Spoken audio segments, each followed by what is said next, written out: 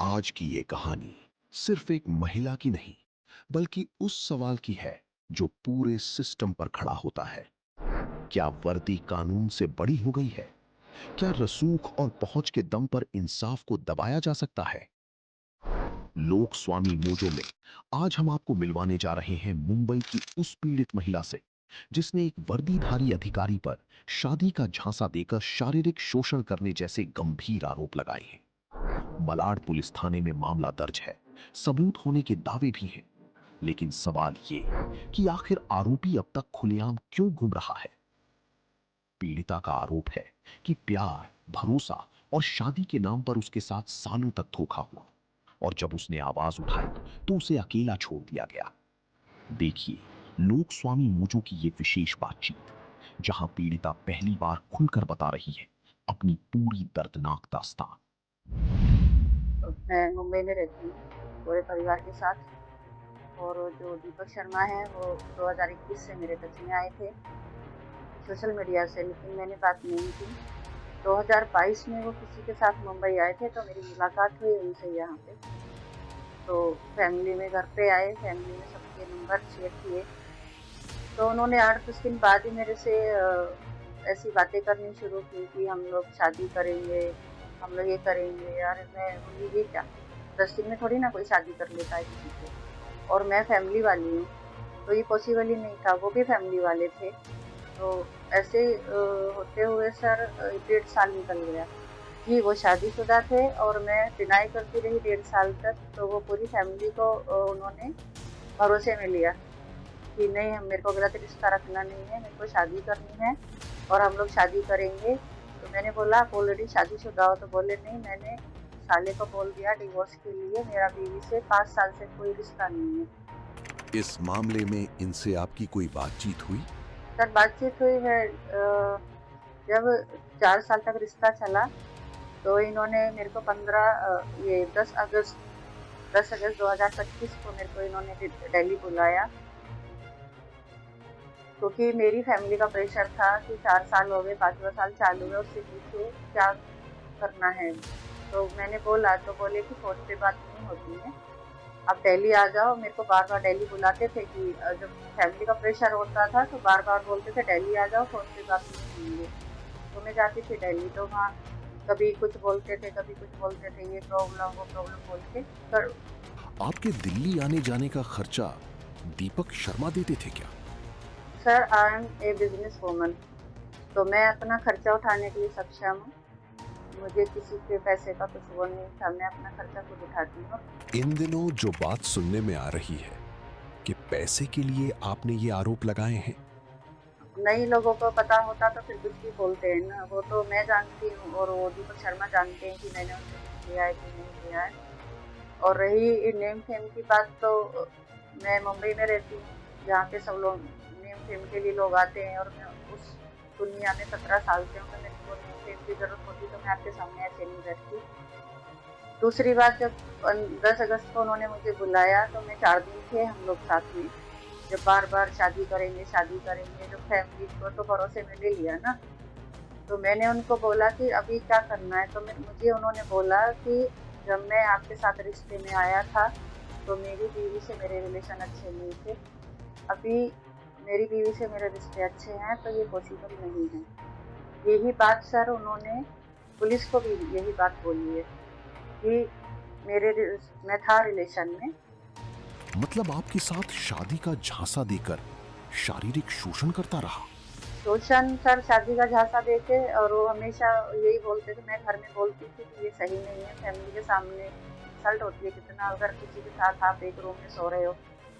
मुझे बोलते थे कि अभी शादी करने वाले हैं ना हम, तो तुम क्यों डर रही हो, इसमें बुराई क्या है, शादी करेंगे तो फिर कुछ वो नहीं है ना। और किसी को जवाब देना तो मैं जवाब दूंगा तुम्हारी फैमिली में, ऐसे बोलते थे मुझे।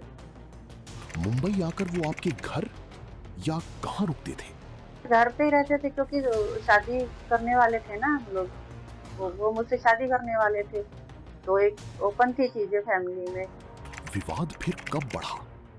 कब ये बातें सामने आई? सर बातें सामने आई जब 10 अगस्त को उन्होंने मुझे दिल्ली बुलाया और मैं गई।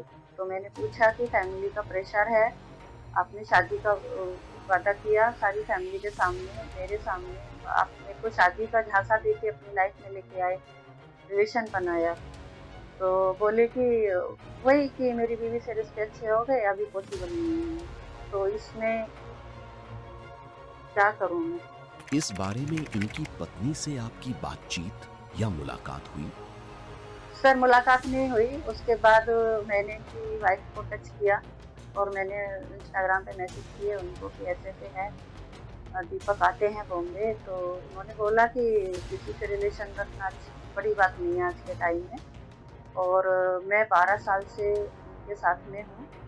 उनके 1200 से ज़्यादा लड़कियों से रिलेशन है। तो मैंने बोला मैं तो 5 साल से हूँ, तो उन्होंने बोला कि आप 5 साल की बात कर रहे हो, वो तो 3 साल से तो यूके में बिज़ी है। यूके यूके मतलब उत्तराखंड। और तुमको क्या लगता है तुम लास्ट हो? 1200 आई, 1200 चली गई, तुम लास्ट नहीं हो। अगर तुमको लगता है तुम लास्ट हो तो तुम्हारी गलतफहमी है। आपकी आखिरी मुलाकात इनसे कब हुई? आखिरी मुलाकात वही मेरी 10 अगस्त को हुई थी दिल्ली में, 4 दिन थे हम लोग साथ में। 10 अगस्त को मेरी आखिरी मुलाकात थी। जब उन्होंने मना कर बोला ये सब चीज़ें, तो फिर मैं आ गई वहाँ से। वहां से आने के बाद एफआईआर की? नहीं सर, वहाँ से आने के बाद फैमिली में जब चीज़ें बढ़ी, मैंने बताया फैमिली के सामने, जब पूछा कि आप दिल्ली गए थे तो क्या रिस्पॉन्स था, तो मैंने अभी फैमिली में चीज़ें थी तो मैं कैसे छिपाऊँ। तो वहाँ से चीज़ें फिर मैंने उनको बोला, सर मैंने रिश्ते में आने से पहले ही उनको बोला था, जो आप समझ रहे हो वो रखना नहीं है। आप अगर गलत माइंड में कुछ भी लेके चल रहे हो तो फिर पहले ही ये सब चीज़ें बोल देना, नहीं नहीं ऐसा कुछ नहीं है और हम लोग शादी करेंगे। तो शादी का झांसा देके मेरे साथ। पुलिस में एफआईआर कब की? पुलिस में एफआईआर किया सर, ये था 20 दिसंबर 2025। उस वक्त पुलिस ने आसानी से एफआईआर दर्ज की? सर मेरे पास एविडेंस थे पूरे, मेरे एविडेंस के आधार पे ही एफआईआर हुई है। एविडेंस के आधार पर एफआईआर हुई तो अभी तक गिरफ्तारी क्यों नहीं हुई? सर ये तो अपने सीनियर साहब ही बता सकते हैं, डिपार्टमेंट बता सकता है। आप उनसे सवाल करो कि गिरफ्तारी क्यों नहीं की। इस मामले में आपके कानूनी सलाहकार हैं, उन्होंने अदालत में कोई बात रखी? सर मैं गई थी जब चौहान साहब के साथ पास गई थी, मैं जब ये आके चले गए दिल्ली, तो मैंने बोला कि सर दीपक शर्मा आए तो आपने क्या किया, तो उन्होंने मुझे बोला कि उन्होंने हमको कोऑपरेट किया है, हम उनको अरेस्ट नहीं कर सकते। मैंने बोला सर आयोग को ब्लॉक कर दिया, उनसे उनका वो फ़ोन नहीं उठा रहे हैं, जो वो नोटिस दे के आए नोटिस पे वो आए ही नहीं है, तो उन्होंने सपोर्ट कहाँ से किया आपका। तो चौहान साहब ने मेरे को बोला कि आप ने एफआईआर की है, अरेस्ट करना नहीं करना मेरा काम है। तो मैंने उनको बोला सर मैं जाऊंगी फिर एडिशनल सीपी साहब के पास। तो उन्होंने मुझे बोला कि आपको जिसके पास जाना है आप जाओ, और मैं अरेस्ट नहीं करूंगा, और उन्होंने मुझे बेइज्जत करके निकाला। आपने उसकी शिकायत कहीं और भी की? नहीं, मैं महिला आयोग में गई थी। अभी तो चार्जशीट फाइल हो गई ना, कोर्ट में मैटर है। चार्जशीट फाइल हुई तो तारीख पर आए थे क्या? ये मुझे नहीं पता, लेकिन नेक्स्ट डेट 2 जून की डेट है। अभी जो भी कोर्ट में होगा फैसला, जो भी कोर्ट करेगा वो फैसला मंजूर है सर। इस घटनाक्रम को लेकर आपके वकील ने कोर्ट में कोई आवेदन दिया है क्या? वो सर वो प्रोसीजर चालू है, मेरे जो एडवोकेट हैं वो अपनी कार्रवाई कर रहे हैं। उसकी तरफ से कोई धौंस या धमकी मिली है? हाँ सर, प्रेशर तो पूरा है केस वापस लेने का, लेकिन मैं गलत नहीं हूँ, मैं सही हूँ। मेरे आत्मसम्मान के साथ खेला गया है सर। शादी का झूठा वादा करके झांसा देके मेरे साथ रिलेशन बनाए गए हैं 4 साल 5 साल तक। मेरी फैमिली के इमोशन से खेले हैं, मेरे इमोशन से खेले हैं। मैं अपने आत्मसम्मान के लिए खड़ी हूँ, मुझे किसी से कुछ शिकायत नहीं है, सिर्फ मेरा फैसला है, कोर्ट करेगी, कोर्ट में मेरा मैटर, और मुझे मेरी न्यायपालिका पे पूरा भरोसा है कि मुझे न्याय जरूर मिलेगा। मैं एक बात और बताना चाहूँगी, जब मेरी इनकी बीवी से बात हुई थी तो उन्होंने मुझे बोला अगर तेरे में दम है तो दिल्ली आके दिखा, दीपक गोली मार देगा। तो मैं यही बोलना चाहूँगी सर, वो पावरफुल हैं दीपक शर्मा, उनके पीछे पूरा फोर्स है, पूरी पुलिस है, पूरे पॉलिटिशियन है, उनके सपोर्ट में है सब।